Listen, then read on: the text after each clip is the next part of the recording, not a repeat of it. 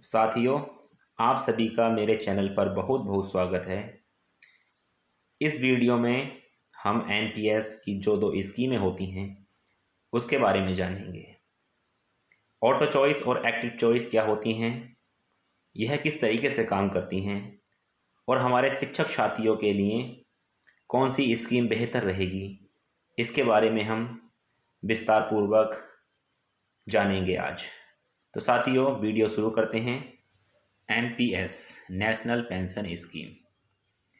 इस स्कीम में जो हमारी रकम होती है वह धीरे धीरे एक बहुत बड़ा कॉर्पस बन जाती है।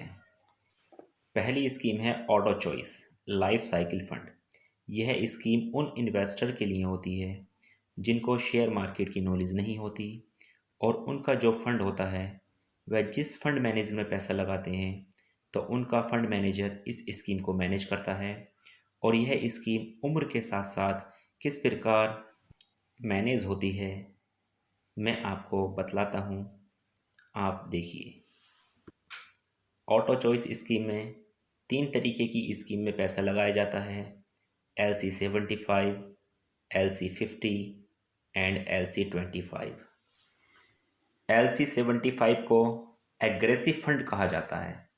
इसको एग्रेसिव फंड इसलिए कहा जाता है क्योंकि इसमें हमारे कॉर्पस का 75% इक्विटी यानी शेयर मार्केट में जाता है और बाकी बचा 25% वह कॉरपोरेट बॉन्ड और गवर्नमेंट सिक्योरिटीज़ में जाता है। यह काफ़ी एग्रेसिव फंड है। इस फंड में इन्वेस्टर का रिस्क ज़्यादा होता है तो रिटर्न भी ज़्यादा मिलने की उम्मीद होती है। इसके बाद आता है LC50। इस स्कीम में इक्विटी का पोर्शन 50% होता है, बाकी 50% कॉरपोरेट बॉन्ड और गवर्नमेंट सिक्योरिटीज़ में होता है। यह इक्विटी का शेयर हमारी उम्र के साथ घटता जाता है, वो हम आपको आगे समझाएंगे। अगली स्कीम है LC25। इसको कंजर्वेटिव फंड भी कहते हैं। इस फंड में इक्विटी में 25% जाता है, बाकी 75% वह कॉरपोरेट बॉन्ड और गवर्नमेंट सिक्योरिटीज़ में जाता है।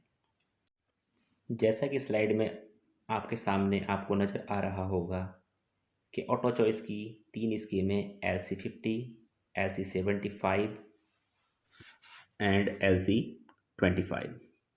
आप देख लीजिए, LC50 में जो इक्विटी का शेयर है वो 35 साल तक 50% रहता है और उसके बाद जैसे जैसे आपकी उम्र बढ़ती जाती है इक्विटी में जो शेयर हैं वो धीरे धीरे कम होते जाते हैं और 55 साल की उम्र तक केवल 10% ही इक्विटी में रह जाता है।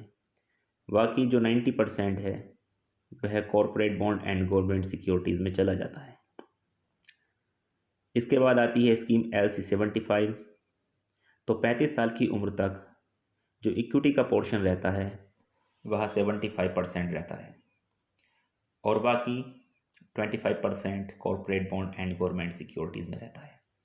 35 साल के बाद जैसे जैसे आपकी उम्र बढ़ती जाती है इक्विटी का जो पोर्शन है वह कम होता जाता है और 55 साल की उम्र तक केवल 15% ही यह इक्विटी में रह जाता है।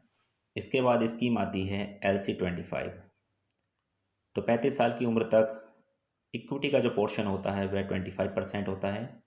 इसको कंजर्वेटिव इसलिए बोलते हैं क्योंकि इसमें 25% हाईएस्ट रहता है इक्विटी में। उसके बाद जैसे जैसे आपकी उम्र बढ़ती जाती है इक्विटी का पोर्शन कम होता जाता है और 55 साल की उम्र तक केवल 5% ही पोर्शन इक्विटी में रह जाता है। ऑटो चॉइस स्कीम उन साथियों के लिए बेहतर है जिसको शेयर मार्केट की नॉलेज नहीं होती है और वो कोई भी एक स्कीम में जो भी उनके हिसाब से सही है उसमें निवेश करके छोड़ दीजिए। जो भी फंड मैनेजर होते हैं वह इस स्कीम को मैनेज करते हैं और आपको इस स्कीम को मैनेज करने की आवश्यकता नहीं होती है। तो साथियों, यह स्कीम उन इन्वेस्टर के लिए बेहतर है जिनको शेयर मार्केट की नॉलेज नहीं होती है। अगली स्कीम आती है एक्टिव चॉइस। एक्टिव चॉइस जो स्कीम होती है वह जो एक्टिव यूज़र होते हैं उनके लिए होती है, जिनको शेयर मार्केट की नॉलेज होती है और वह अपना फ़ंड खुद मैनेज करते हैं। उनको फ़ंड को मैनेज करने के लिए मैनेजर की आवश्यकता नहीं होती। वो फ़ंड के खुद ही मैनेजर बन जाते हैं और अपने हिसाब से स्कीम को मैनेज करते हैं। एक्टिव चॉइस में भी इक्विटी में 75% मैक्सिमम 50 ईयर तक ही रह सकता है। उसके बाद आप 50 ईयर के बाद 75 से कम कर सकते हैं। बाकी जो है वो कॉर्पोरेट बॉन्ड और गवर्नमेंट सिक्योरिटीज़ में जाता है। जैसे कि आपके सामने ये स्लाइड है, देख लीजिए आप कि 50 ईयर तक आप 75% इक्विटी में रख सकते हैं। 51 साल की उम्र में आप 72.5%। इसी प्रकार जैसे जैसे आपकी उम्र बढ़ती जाती है इक्विटी का पोर्शन कम होता जाता है और 60 ईयर की उम्र में आप 50% ही इक्विटी में रख सकते हैं। मैं आपसे निवेदन करूंगा कि आपको शेयर मार्केट की नॉलेज हो तभी आप एक्टिव चॉइस लें, वरना ऑटो चॉइस में आप अपना निवेश जारी रखें। साथियों, आपका बहुत बहुत धन्यवाद। अगर आपको वीडियो अच्छी लगी हो तो आप चैनल को सब्सक्राइब कर दीजिए और लाइक के बटन को दबा दीजिए। आपका बहुत बहुत धन्यवाद।